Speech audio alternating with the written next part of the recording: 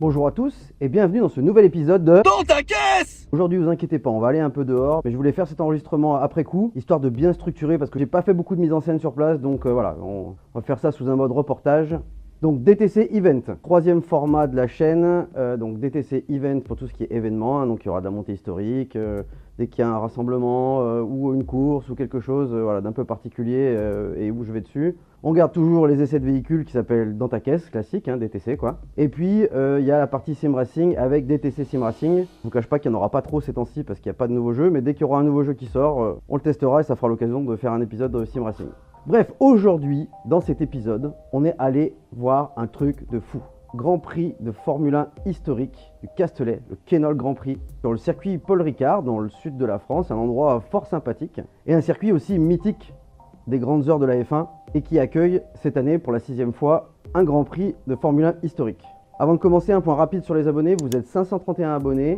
N'hésitez pas à commenter pour dire ce qui vous plaît, ce qui vous plaît pas, histoire qu'on puisse aussi évoluer. Merci de nous suivre. N'oubliez pas de liker la vidéo et de la partager massivement. Donc l'événement qu'on va couvrir, c'était il y a quelques jours, le Grand Prix de Formule 1 historique, avec au programme des choses folles, des F2, des F1 de toutes les époques, de toutes les marques, et donc tous les à côté qui vont avec les expositions de voitures, avec aujourd'hui des stars qui sont présents sur le circuit, hein, des stars, des légendes, hein, Alain Prost, Jackie X, Jean Alesi, Gerhard Berger, Philippe Alliot et d'autres qui sont certainement des légendes mais que malheureusement je ne connais pas. Bref, tout ce beau monde s'est rejoint au Castellet pour faire tourner ces anciennes voitures et nous redonner un petit peu un goût de nostalgie, un goût de la période phare de la F1, de la période d'or, de l'âge d'or de la F1, les années 70, les années 80, le début des années 90, vraiment l'âge d'or de la F1. Et comme justement il y en avait de partout et de plein de choses différentes, le plus simple, c'est que je vous fasse la chronologie de comment s'est passée la journée. On arrive sur le circuit à 7h45, on est directement dans le bain avec une parade de monoplace et des moteurs qui commencent à rugir.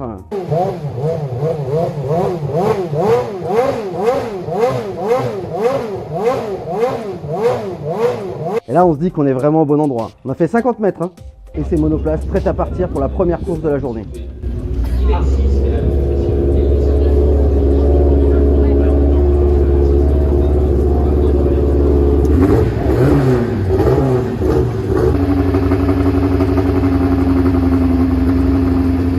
On est ensuite parti faire un tour du paddock et on n'a pas été déçus. Il y avait de très belles choses.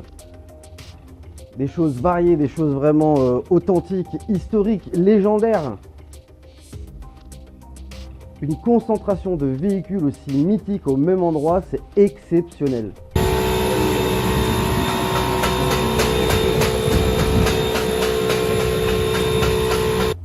Des F1, des F2, des F3, d'autres voitures anciennes, des voitures récentes. Tout est là pour la passion de l'automobile et le bonheur de faire la course.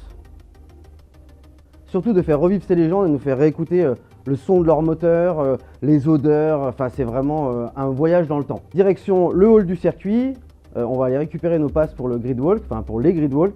Et là quand on rentre dans le hall du circuit, bam, la Ferrari 641 F1 d'Alain Prost, notre Couramio préféré. Voiture mythique avec le numéro 1 puisqu'il avait été champion du monde l'année précédente. Et elle est là, juste là. On peut la regarder, on pourrait la toucher, mais on n'ose pas la toucher parce que voilà, mais voilà, elle est juste là. Ensuite, on a même pu aller faire un petit tour dans les stands. Moment privilégié. C'est la cathédrale pour n'importe quel passionné de sport auto. On rentre, on fait pas de bruit, on veut pas déranger, on n'ose pas regarder, mais en même temps, on a vraiment envie de voir. C'est quand même exceptionnel, surtout que là, on est arrivé dans un stand, il y avait juste une 908 HDI, la voiture qui a fait le Mans, hein, qui était là en train d'être préparée avant de prendre la piste. Franchement, c'était génial.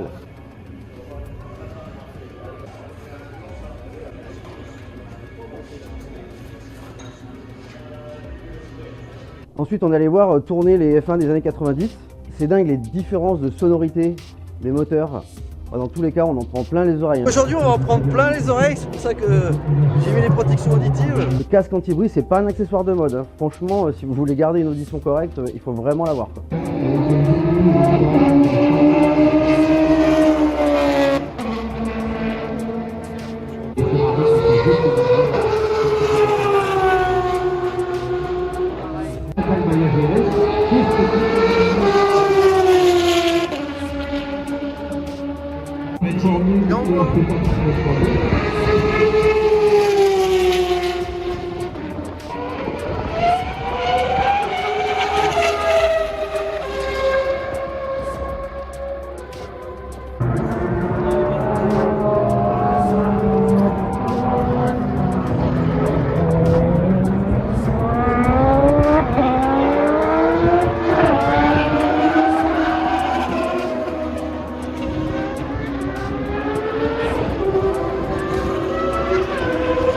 Cette année, ça fait 30 ans qu'Ayrton Senna a perdu la vie au volant de sa F1 sur le circuit de San Marin. Et du coup, cette édition, c'est aussi un peu un hommage à Ayrton Senna.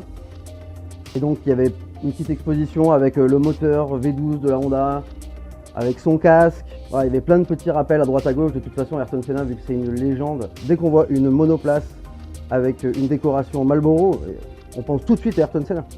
Après ça, on est retourné faire un tour sur le paddock, histoire d'aller voir ce qui s'était débâché depuis ce matin. Parce que quand on est passé, il y avait des bâches. Donc maintenant, derrière les bâches, il doit y avoir des voitures normalement. Et là, pas déçu.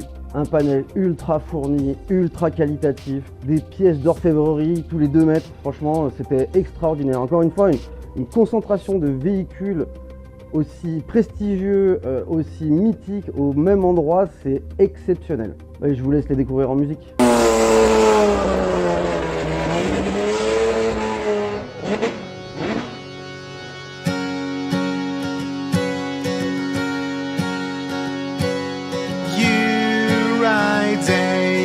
Hot air balloon that's fueled by love elation. You know that flight's over soon and hit the ground with fear and frustration.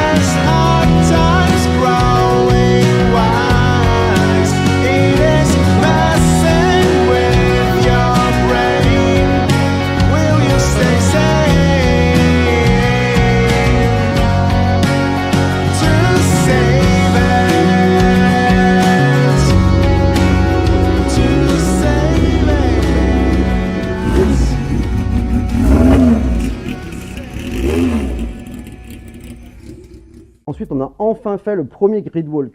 Gridwalk F2 classique Interseries pré-79, donc avant 1979.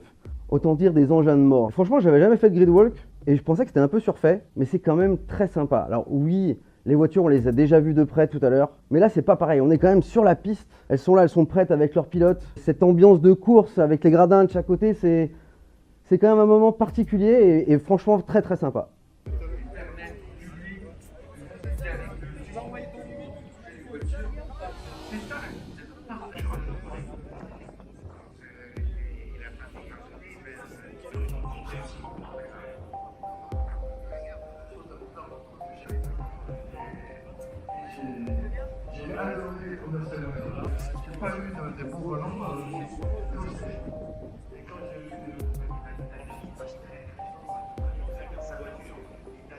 Une fois le gridwalk fini, on a pu aller dans les stands, voir un petit peu ce qui se passait.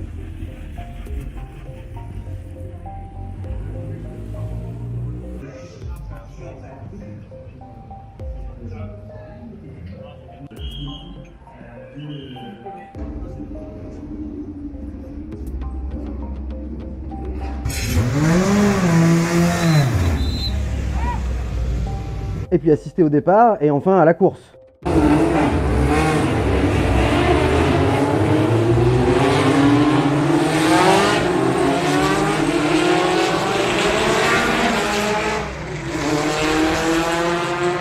Vraiment le bruit des moteurs aujourd'hui, vous n'êtes pas prêts quoi. Peu importe l'âge qu'on avait ce week-end, on est tous redevenus des enfants.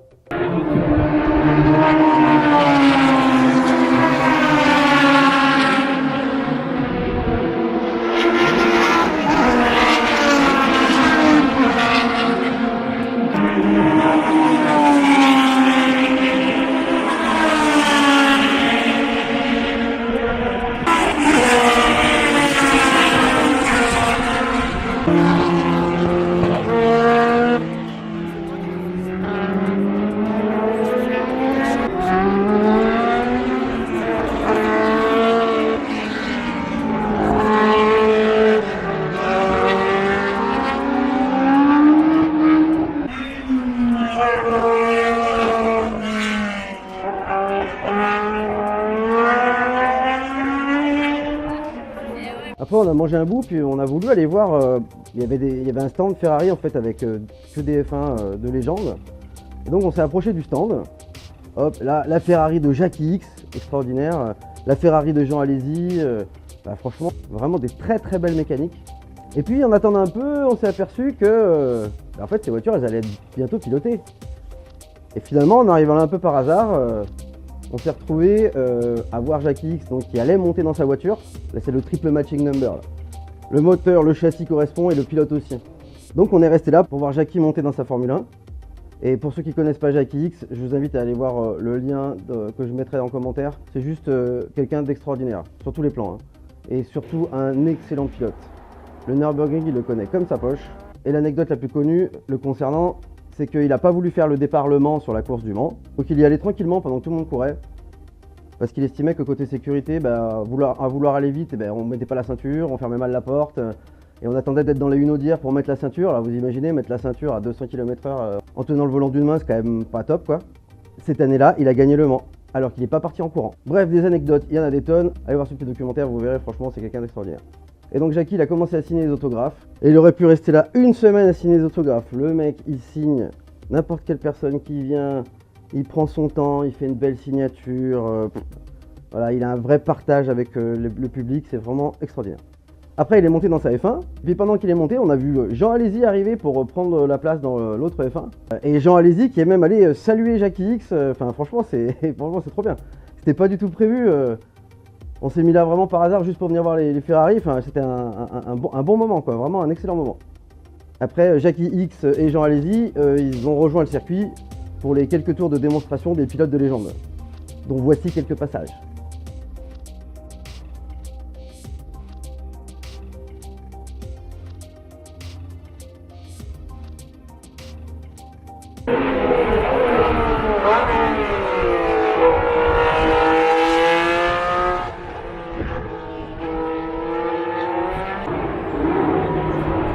Regarde, c'est Jackie avec la numéro 4.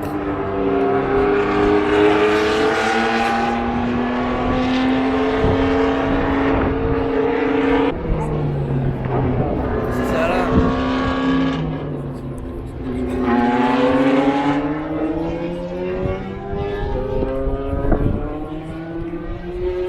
Après, on allait faire le deuxième grid walk. Alors là, attention les yeux, parce qu'on est sur le F1 Master Racing Legend. Donc là, on est sur des Formule 1. Et là, c'était la folie. Il y avait beaucoup plus de monde que le matin. Mais bon, on a quand même pu voir des Formule 1 extraordinaires, mythiques. Encore une fois, sur la grille. Enfin, c'était vraiment fou, quoi.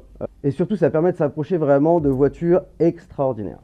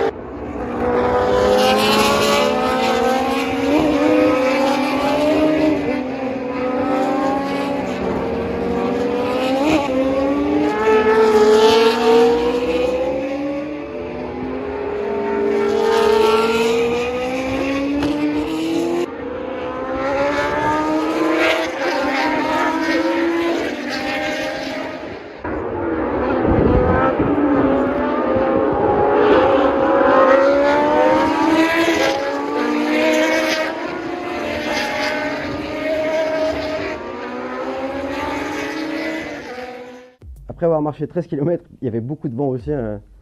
J'avoue qu'on était un peu fatigué et du coup on a fini sur la parade des monoplaces. Mais bon, on a quand même entendu des choses vraiment sympas. Des bruits moteurs de fou encore. Toute la journée ça a été ça de toute façon.